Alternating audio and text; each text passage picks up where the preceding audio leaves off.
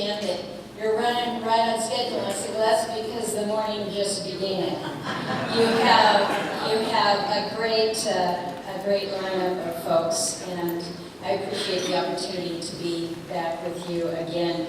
It's hard for me to believe, but it's been 15 years that I've been in the United States Senate. That's a long time. But when I think about my tenure, I am very proud of the fact that it's not only 15 years in the Senate, but it's 15 years that I have been on the Senate Committee on Indian Affairs. This has been a priority for me as it is a priority for you. And when you think back on those that you've had an opportunity to serve with and the contributions that they have made, it is kind of important to think about the leadership that we have seen.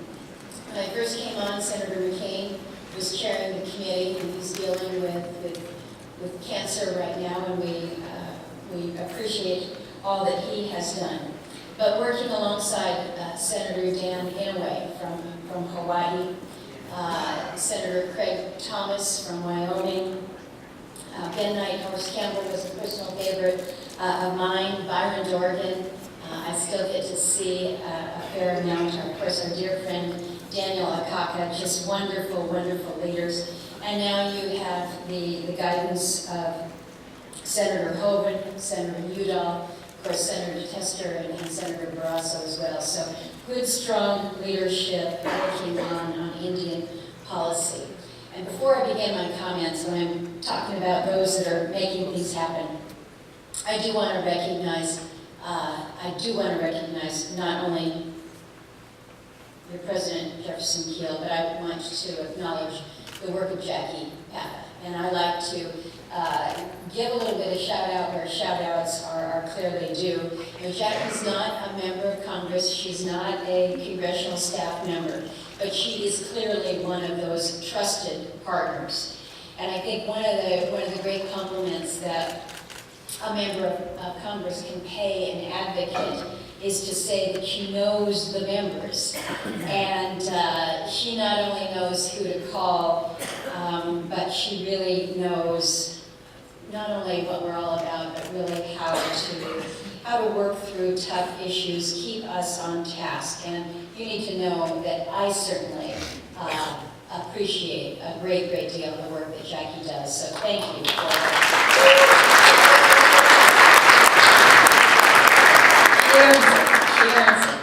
So talking about difficult things and issues that take some time, again, going back 15 years,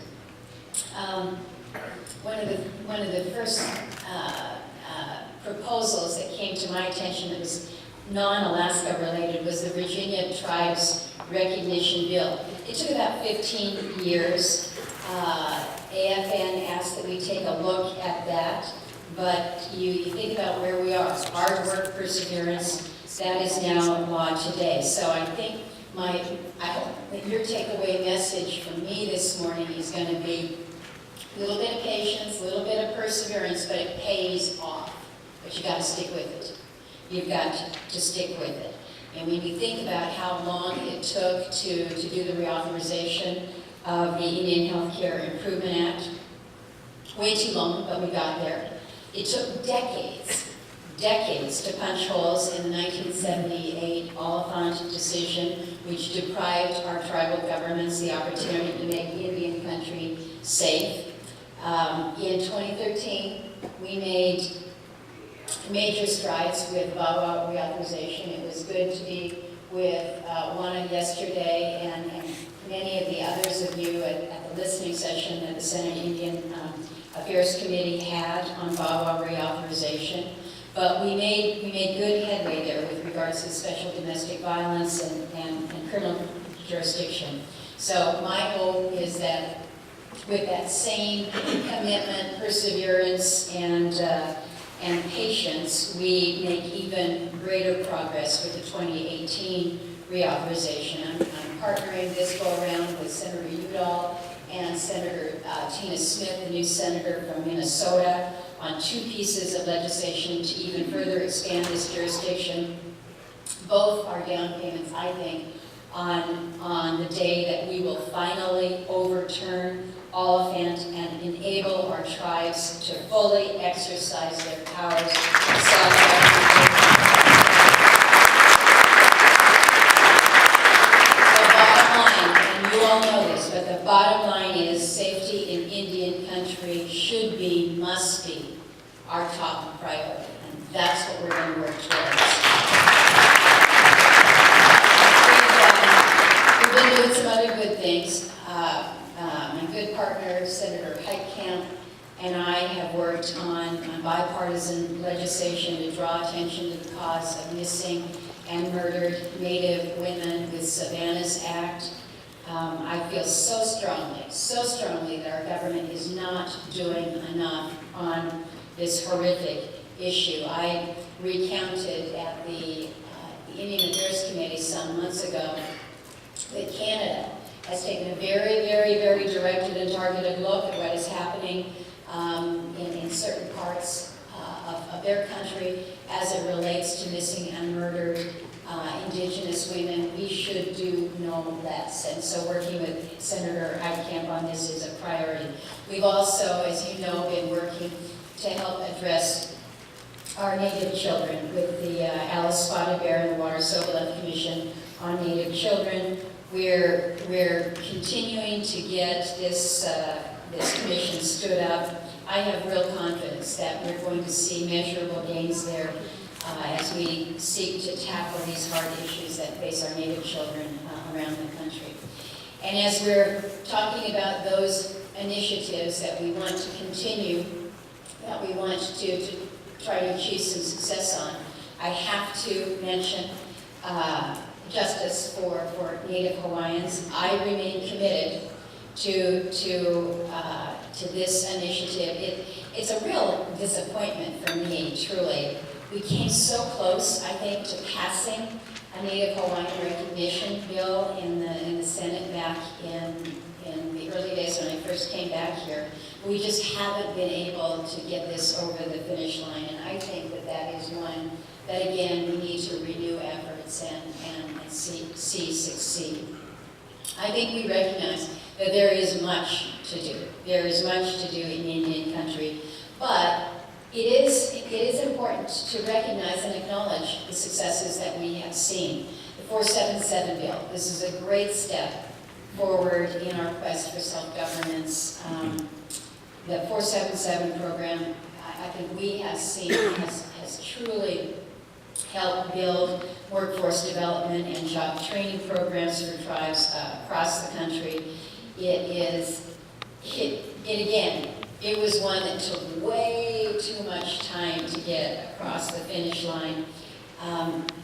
And they say that, well, it was 8 years in passage. I don't know. I don't think that that's accurate because I've been talking to people that have been working it since I came here.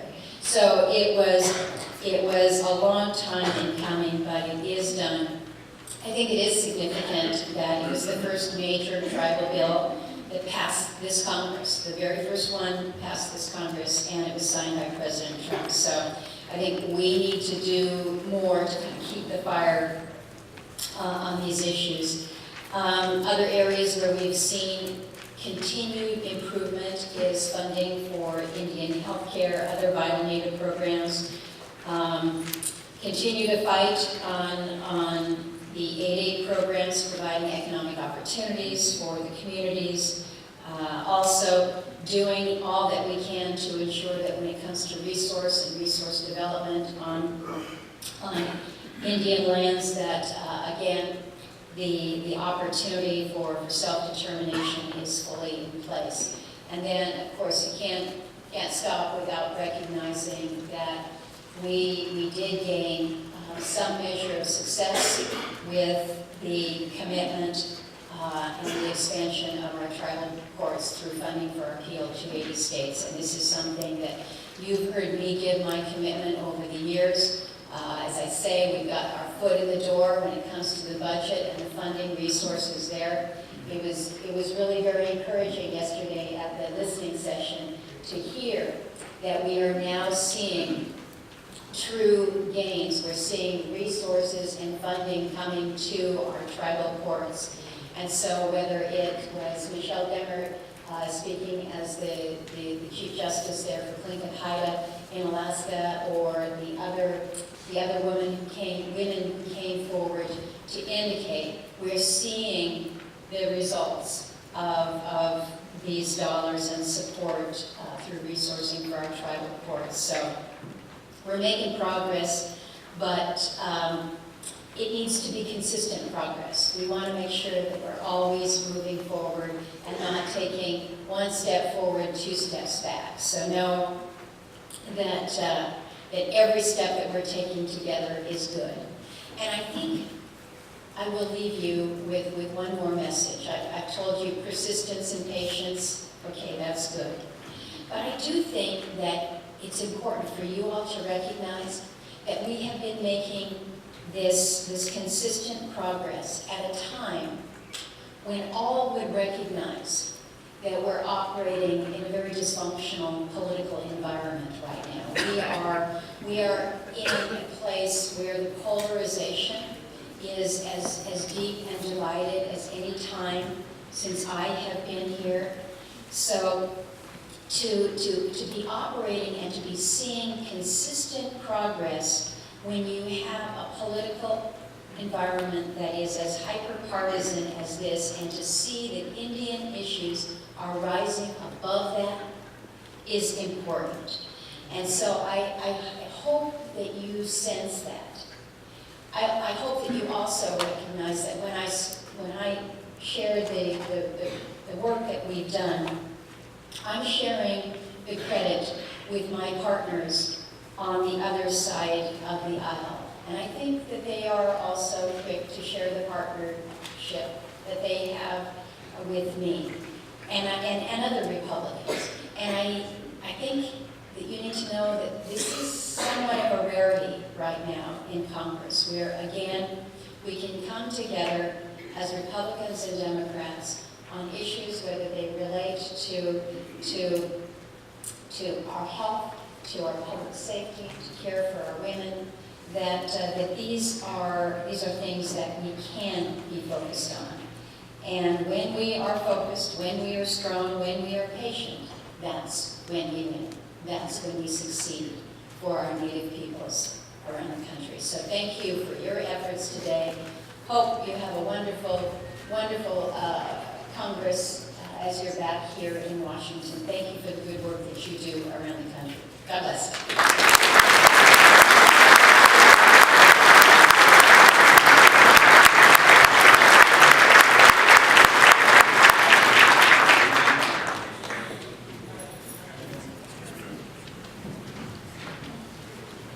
We have a special presentation for Senator Murkowski.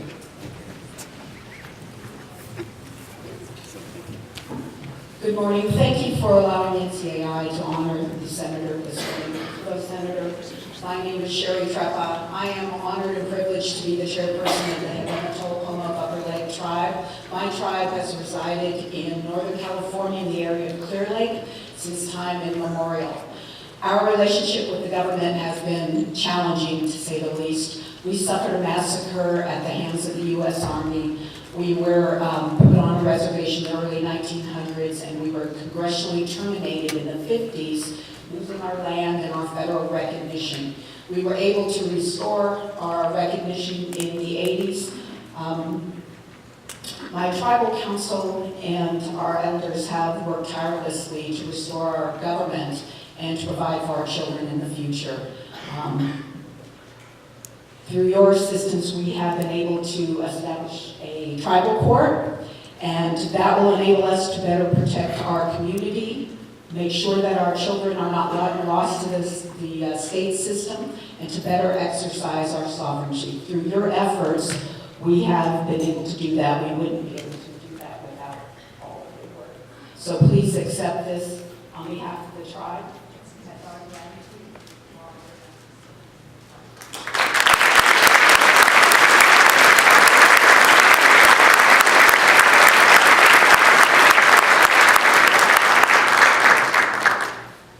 Good morning. Senator Murkowski, you and I have had several discussions around public safety, especially around the safety of our children. And over the last few years, it's been, I believe, I and you have came to believe that in order to have good, strong public safety, we have to have strong judicial systems. And in Alaska, our tribal courts were struggling in bad ways, where they couldn't help their people. With your funding, or your advocacy for the funding, it has helped our tribes to achieve strong, healthy courts. It's helped provide staffing, it's helped provide equipment, where the people now see that the tribal courts can make a difference in their lives. That makes a difference in all of our lives. So, the funding that you have helped advocate for has helped enormously.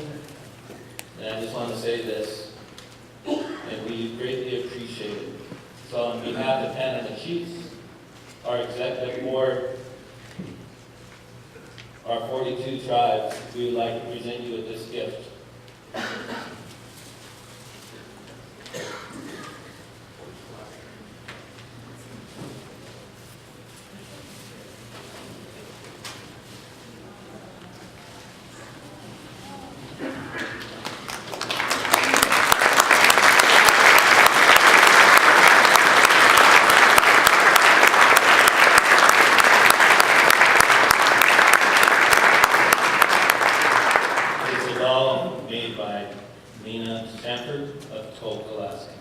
And you can tell the people it was made with love and caring, just like you have demonstrated for our people on the bus.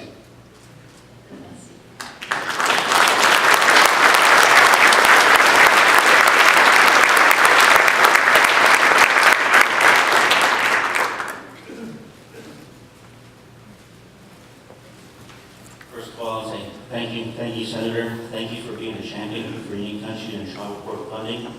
My name is Joe James, Europe Tribal Council for the Europe Tribe in California. So the funding and the champion you did for tribal court funding has greatly impacted the Europe Tribe up there in Northern California. We were able to use the funding to help support and to hire our wellness and build on our wellness treatment, to expand our tribal courts and really greatly impact our tribal citizens, bringing them back through treatment. So on behalf of the Europe Tribal Council, our Chief Judge, Abinetti, we wanted to say, walks out and thank you for being a champion for Indian country across the nation. And on behalf of the Europe Council, we wanted to give you a gift for the Europe Tribe.